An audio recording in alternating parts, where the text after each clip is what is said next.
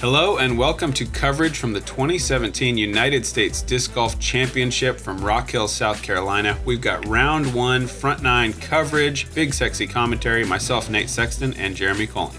Here we are. This is the big one. This is our creme de la creme of disc golf tournaments. We're here in my backyard in Rock Hill, South Carolina, and what an incredible card here. The fan-voted card. Yeah, and what a treat to see Paige attack this course. I love that she was the number one fan vote getter here for this card, and obviously the fans want to see Paul. Obviously they want to see Eagle attack this course.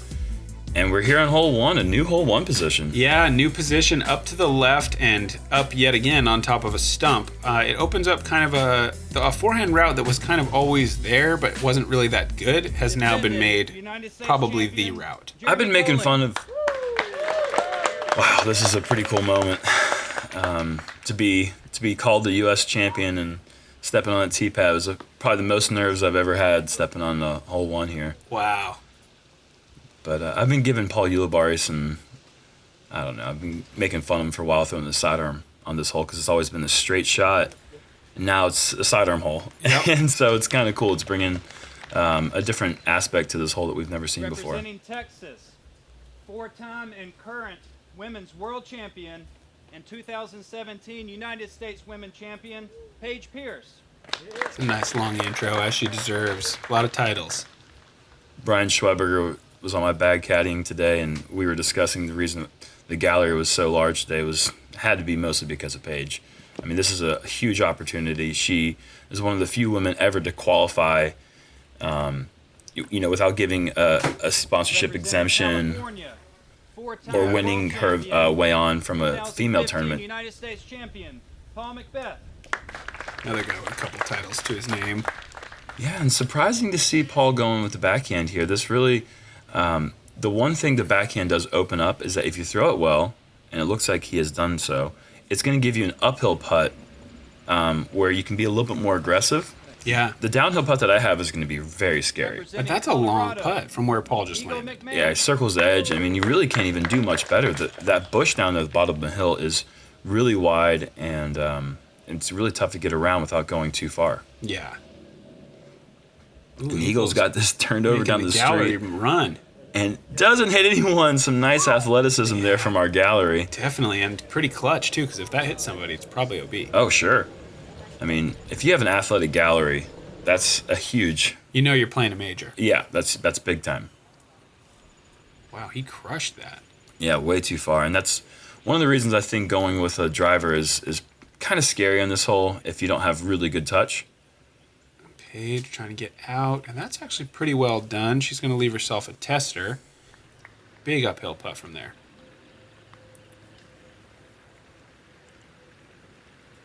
And just off to the left side, that's a really that's a nerve tester in the first hole of the tournament. I'm just hoping I don't have to see a brutal roll personally. I know there's going to be a bunch of brutal ones. For sure.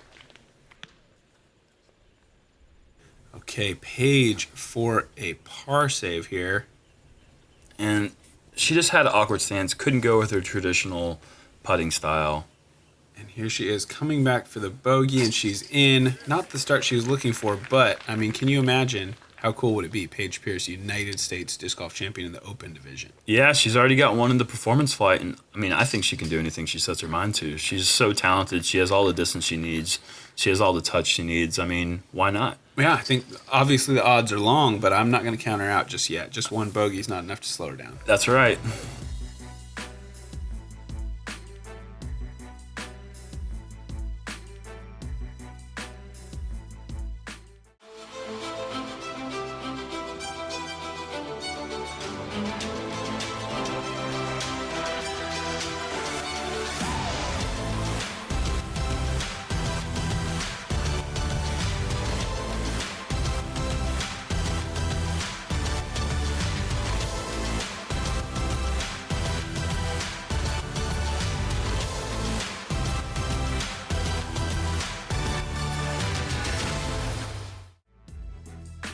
Hole 2, our first par 4, 629 feet, slightly uphill.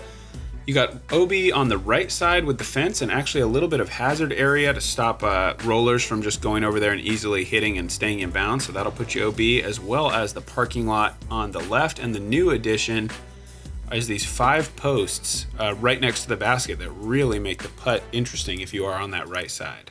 Yeah, USDGC has done one thing very well every single year, and that's add one bit of controversial addition to the course every single year. Yep. And that this year it is these little posts here on hole 2. Oh no, I've done that before. Wow, it looks like you got a pretty good hit though. This is the first time that I got to actually flash the ring, Okay, as Billy Crump nice, says, which is basically the same thing as World Champ Love. Yeah. Just a little bit extra luck there to kick off the house and jump back to the right and give myself a look at the green. Paul with a nice shot there. I think perhaps a leopard. And that shot's really great because if you can clear the ceiling and get up the fairway about 350 or so, it's going to open up the tee shot perfectly, but it's so hard to do so without throwing a roller. However, the roller has gotten a lot more difficult. You have the parking lot right there, which he jumps the curb, and you also have the extended OB line off the fence, which is wider this year than it's ever been. Yeah. Yeah, it's over 100 feet of the fence that is hazarded. And it's about 3 meters, I'd say, off the fence line, which is further off the fence than it's ever been as well. Mm-hmm. So it's a tricky shot to throw a roller, but it also has the biggest upside if you throw it right. Yeah. Paige with a little bit of an unfortunate lie here. She's going to have to go standstill. Looks like she's opting for a putter. Yeah, she throws that putter really well. It's a great placement disc for her, and I think we're going to see her throwing a lot of deputies today. Nice. That stayed in bounds there? Yeah, it stayed in bounds. Pretty because close I think to the edge. line is well inside the curb. And this was... Ooh, this is a little scary. He's double. He's very triple. Scary. Seriously? The second... That's me flashing the ring again. Oh, that's fantastic. The triple skipper. I didn't think it had a chance at all. It didn't look inspiring. No, I was very uninspired when it came out of my hand, but it was a very fortunate break to get over there, and I'm putting for birdie now. Yeah, that's great. And Paul with a nice shot there to get into about 24 feet from the pin. And Eagles just got a simple little short putter shot. Going for it. And there you see that. Bullseye. And it's crazy to me, that roller was so nice, and last year he was up way farther. About 45 feet, 50 feet from the pin. It must have gone through the parking lot, right? I actually don't think it did. That doesn't make sense. That's amazing. Yeah, it was an insane roller. You can go back and check last year's coverage if you want to see it. And that wasn't even close. I was kind of battling some nerves here. And it was a great putt on the first hole, but it still is incredibly nerve-wracking just starting off trying to get a feel for the round and to draw air on that putt and now have kind of a tester length putt here with a post in the way. Oh, geez. This is going to say a lot about the way I'm feeling. And I really wasn't that nervous about the comebacker, but it was just long enough that if I had missed that and gone from birdie to bogey. I'd say it's the first good shot you threw on hole 2. I would agree with that. And here you're seeing what these posts are making players do. If you're off to the right side, you've got to pick your way. There's a little encouragement pat there from Paige. And that's how you want to draw this on up here. Yeah, that's fantastic from Eagle. 2 birdies, 2 pars. Nobody off to that perfect start, but you guys are moving. Perfect start at Winthrop. Wouldn't that be ideal?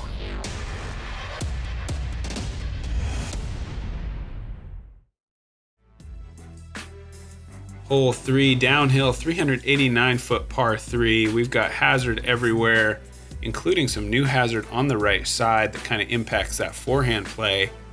But with any hazard, you're gonna play from where the disc lies. You're just gonna take your penalty. The tough thing can be if you land just barely out of bounds and you've got to have that rope kind of in your swing. Right.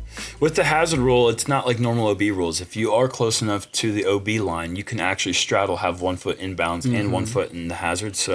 But you're not allowed any relief from the hazard. Yeah, so sometimes the rope can really come into play. And Paul is calling, get down. And there's the world champ love and flash in the ring right there. That's a huge break there for Paul. Yeah. When you've got both, you might as well use them. Exactly. See, I've only got one ring to flash, and I can't flash it that many times. It's a shiny ring, though. I saw it the other night. It's purdy. Eagle going super wide, but he gets the big skip. Oh, yeah. Fantastic. And just rolls outside the bullseye, but awesome shot. I thought that he had thrown it too low there. I mean, he threw it just overstable enough for that thing to take a great skip, and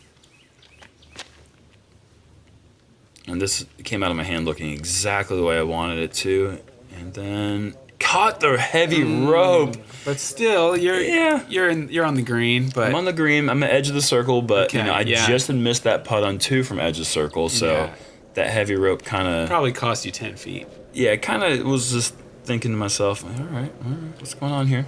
And Paige makes the mistake that you want to make if you have a choice there to rip it too hard rather than kind of floating it into the hazard, although she did put herself in a pretty tough spot, it looks like. Yeah, and her sidearm didn't have enough nose up there. She's going to be left with about 45 feet. See if she can get a nice par save here. Let's get that round going. That girl. Yes. She's one of the best putters, male, female, whatever. She's such an incredible putter. And when I was watching her practice yesterday, that's the distance she was practicing from. I had a lot of confidence that she was going to step up and make that one. That's awesome. And Paul taking advantage of the great break there from the post, and he converts on his birdie. Nice. Couple big putts. And here we got a medium putt. Nicely done. Those medium putts are the ones that make the difference in the end. Absolutely. Those ones that are just inside the circle, you can't jump putt, you can't follow through on your putt, but just long enough to be a tester, and Eagle's going to tap in his birdie. So 3 birdies and a par save from Paige there. Yeah, really well played hole for the group.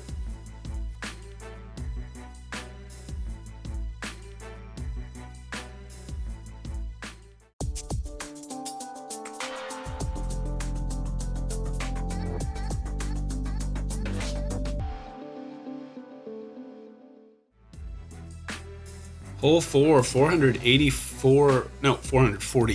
foot par 4. We are going straight up the gut, and then you've got this Mando tree and a really well protected green. So you've got to throw a very straight shot, maybe a little bit of right break, and then the second shot is kind of like forehand only as far as getting all the way into the pin and skipping downhill. Very difficult to put it back in around the corner and make it all the way to the green. First off, I think this hole should just be called 444 feet, par 4, hole 4. That would be nice. Yeah. I think, who's really counting those extra 4 feet? But yeah, the second shot is so crucial to be in this tight landing zone here, because if you're too short, you don't have the angle to skip around. If you're too long, like Paul is, it's going to be almost impossible to attack the green from where he is. Yeah. And then the second shot, like you said, is really a forehand only. And even if you can't throw the forehand air shot, I've seen some forehand rollers on shots that come up short. Yep. Like you see Eagle short there, he might not have anything else besides a cut forehand roller. Which is a high risk play. What are you throwing? This is a Star Wraith here that's actually been one of my heavily relied upon discs this year. It's pretty overstable for Wraiths, and it allows me to throw it pretty hard and get some good glide as well. And that's just maybe 5 feet short of absolutely ideal, but you should be fine from there. I'll take 4 shots there for this tournament if I can get it. Definitely. Paige fighting through the branches. Just doesn't get past that last one. That would have put her in a really good spot. She's going to have to play safe from there. There's really no way to attack the green if you come up short from the landing zone. This isn't the hole where you can make a miracle shot. The Mando just sort of doesn't allow it. If you're not in a good spot, just get your 4 and move on. Yep, take your medicine. Helps you hurt less. And he's got a little bit of an alley right here. Could not see that from where I was standing, and he just clears the mandatory. Wow. And got a really bad break, actually. That was heading through any of it. Heading right for the pin. Wow. It was a fantastic shot with not the greatest result.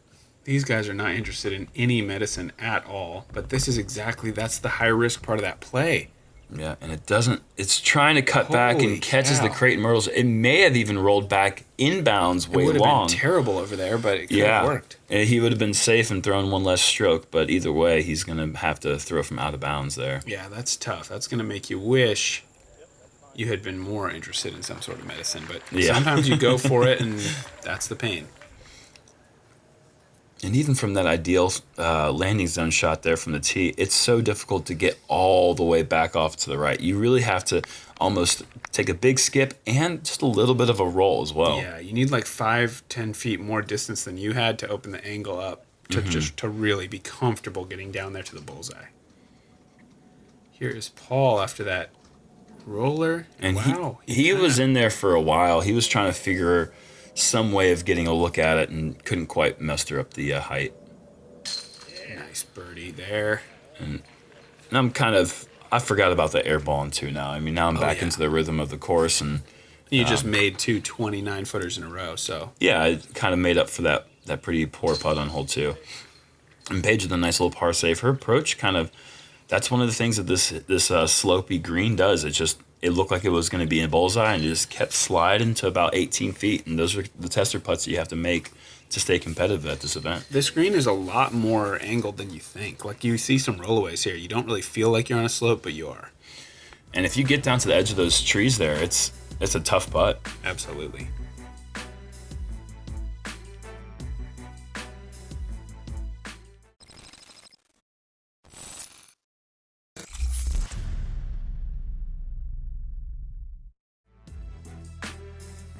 Hole 5, one of the absolute signature holes in the sport of disc golf at this time. Par 5. Are we playing the A position here at 1,083? This is the A position. Yeah, out on the point. So this is the basket you can see. For the second and third round, the basket will be tucked around to the right. Really, really tough hole. You got to play for position.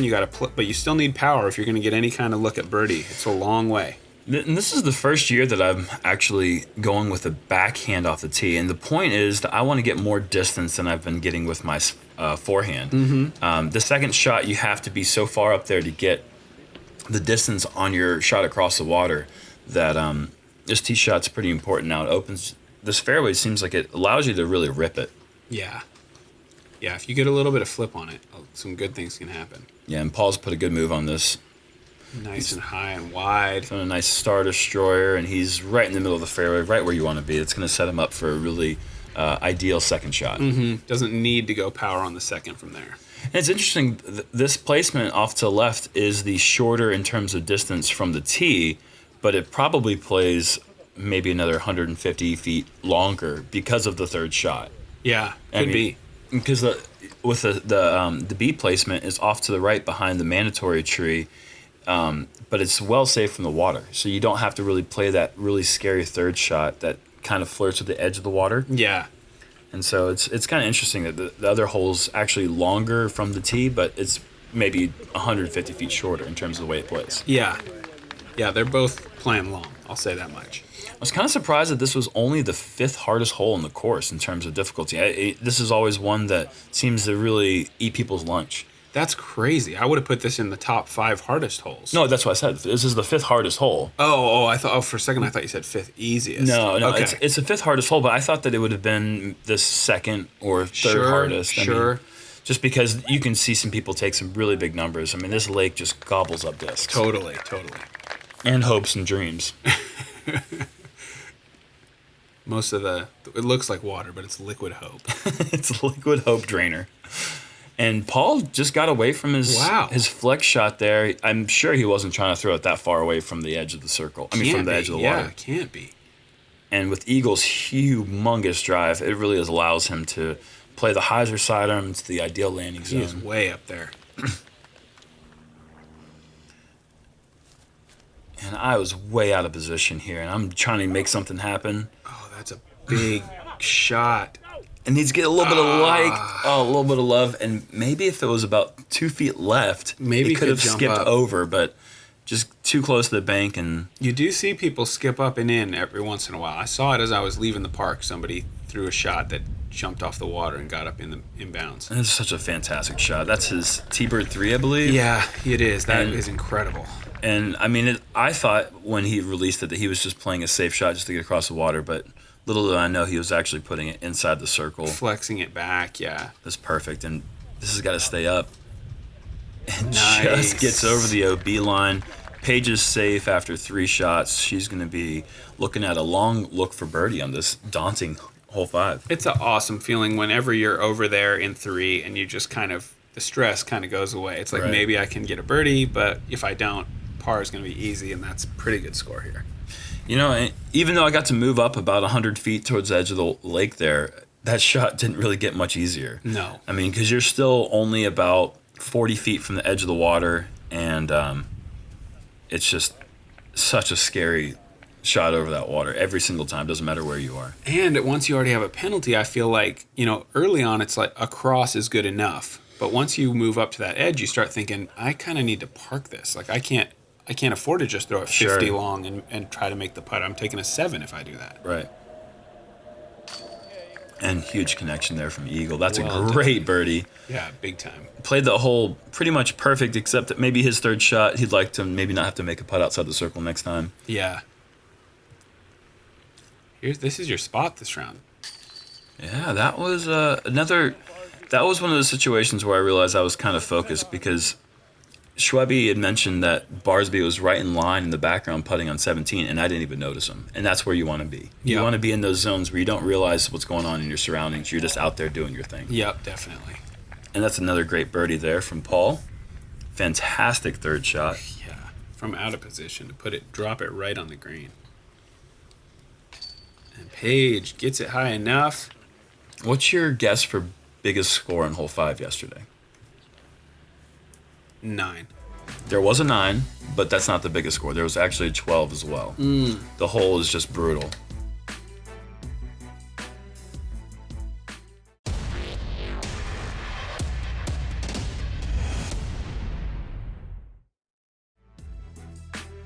Hole 6, 371-foot par 3, super treacherous. It kind of looks easy from here, but you have to throw a shot so straight and avoid this OB on the right. You can't really see it very well in the drone footage, but there's a circle of roped OB on your right, and then obviously the left side all water.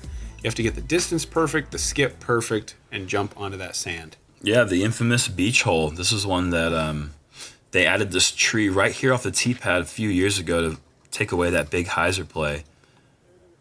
Does that have enough distance? And it hits the tree and comes. That would have been close. I think he would have been just fine, but ends up hitting the tree, and no worries there. You're in bounds. But this tree really forces players to really commit to that huge, high, wide hyzer that Eagle has the ability to throw. Not many other people can do that. And that's just that's massive. Just barely clears the OB roped area that you can see here.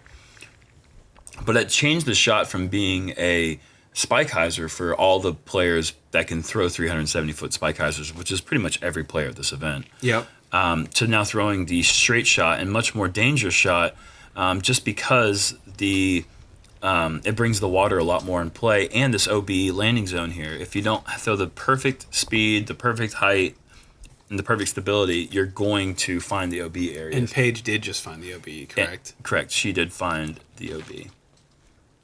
And I put the right move on this, and I was just waiting for this thing to hyzer. It needs to move, yeah. And it just kind of straight skipped, and it never got that hyzer. And Well, it stayed in, though. I am in bounds, and there's 3 of us right there with Paige moving up to the drop zone. All OB shots are limited to rethrow from the previous lie and drop zone. And the drop zone is just a death putt 45-footer. Right. Not something you really want to be that aggressive with. And Paige was aggressive and hit the cage just a little short of a fantastic putt there. You got to take the drop zone putt without the penalty and sink it. Beautiful, too. Right. That's a little practice in case something happens in the upcoming rounds. That must be how you won it. That's smart. And Eagle just saw that little soft run that I had, and he tried to do one of zone, and that's not necessarily Eagle's power putt. He's kind of an aggressive putter, and he has a pretty straight beeline attack at the basket. But you can understand changing the style up a little bit from 45 feet with the water behind. Yeah, and it's so important. If you're going to be aggressive, you have to draw metal. Even a slow putt that doesn't draw metal here is going to go OB. And then you just putt again from the drop. You don't get to move up. You don't get to move up.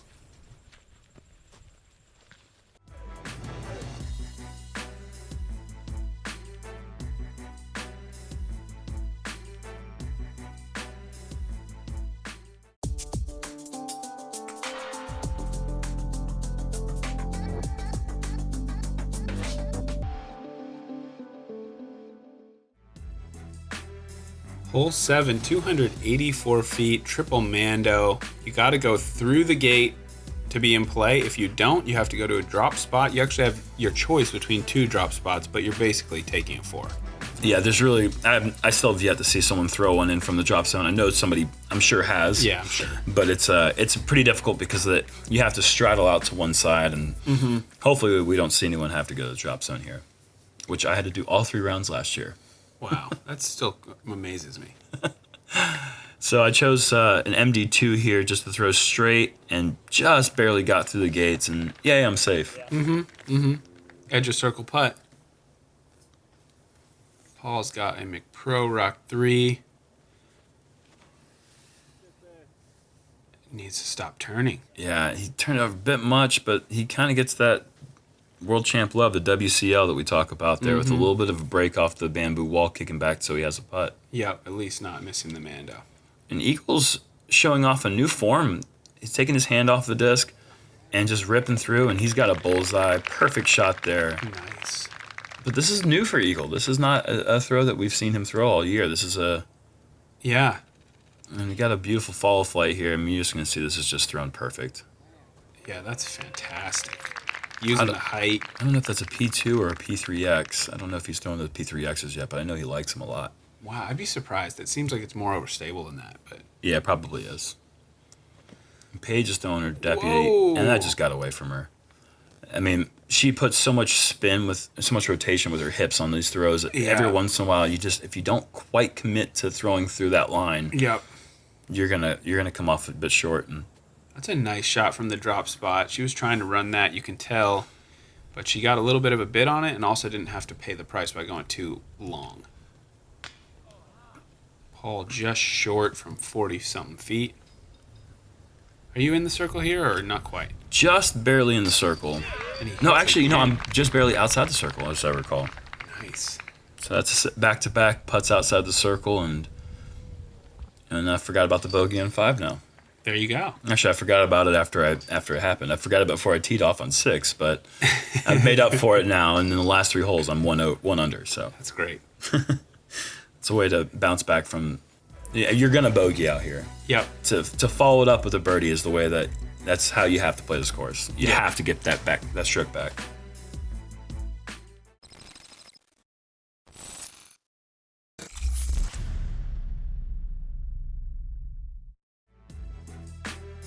Hole 8 is a 697-foot par 4 that finishes hard right up the hill.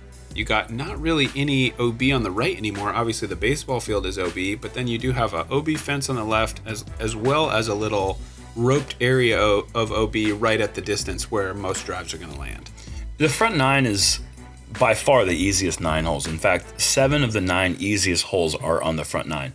This is not one of those holes. No. This hole requires a long, well-placed tee shot here to give yourself just a prayer at your second shot. With the basket moving up the hill to the right in the last couple of years, it has just made the attack to this green so difficult. Yeah. And I mean, there's 3 huge trees that you have to navigate around, and there's so many things that make this putting green so difficult. And Eagle's got this really wide, but it's got a ton of angle and a lot of speed. Whoa. And it hits the stake, and that is OB. Oh, man. Close. He's in the perfect spot at least. Right. You know, where he went OB there. He'll get to move up, and he'll have a chance to save par. If that drive could have stayed 6 inches right, it would be the ideal landing zone. Yeah. Way up the fairway and off to the left, giving him the best angle to attack the green. And that's good course design from the USDGC that, you know, the ideal landing zone is 6 inches from OB over there. You know, like they put that OB there for a reason because that's where you would love to be. So it tempts you over there, but you have to kind of be controlled with your shot. And that's a fantastic shot there from Paige. Again, these are a little bit further right than we'd like to be. You're going to have to clear this hillside just barely over the top and Stay short. and avoid these stumps and everything that's off to the right side of the fairway approaching the green.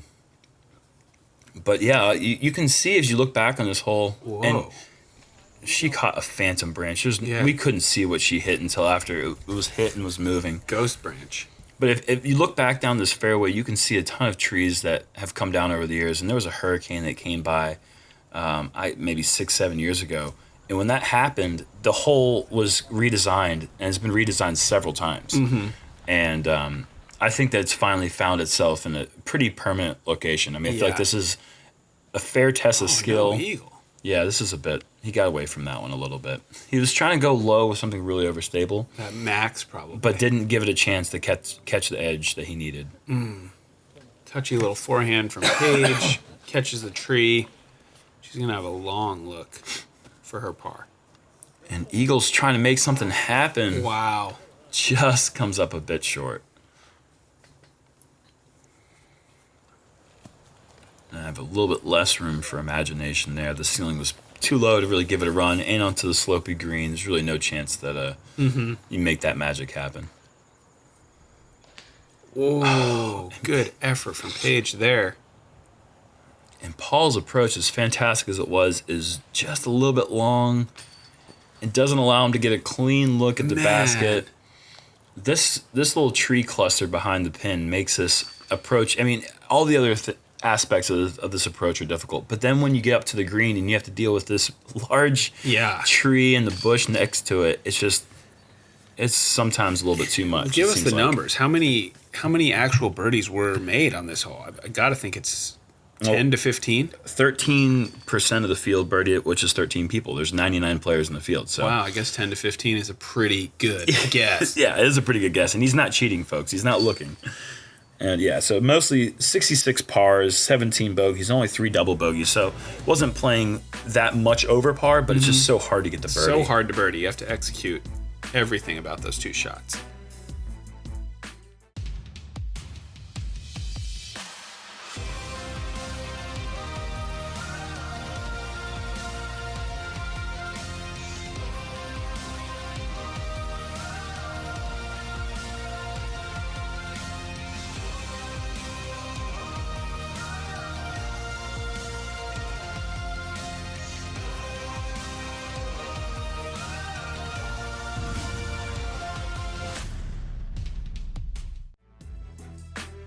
Hole 9, a new design for this year, 499-foot par 4.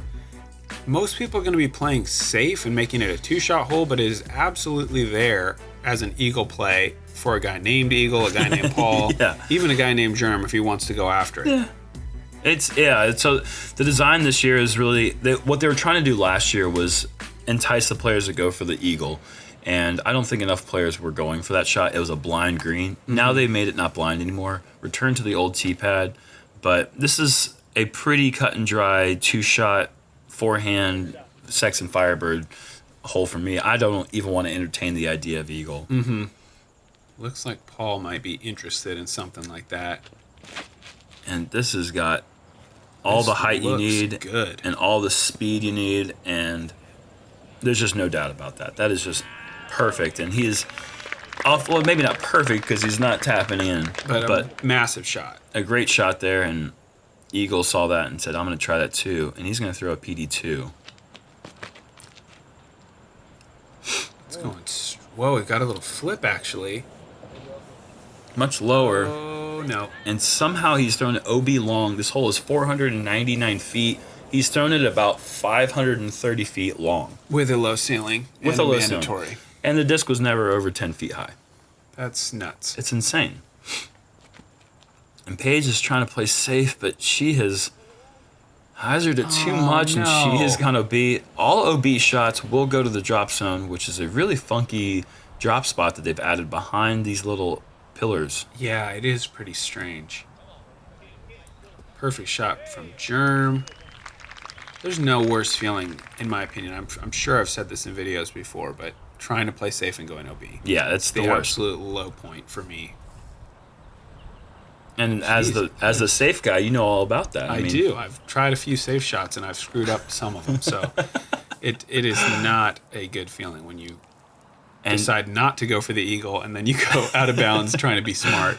And Paige put a move on that. I didn't know if she was trying to just put it up in the green or give that a bid, but that was the drop zone. She was throwing. She threw that from a knee? From the knee on the drop zone. And this putts for eagle. And that is a fantastic shot by Paige. From the knee through the supports. It was really impressive. And eagle with a solid par putt. I was kind of surprised to see him throw from the front edge of the drop zone.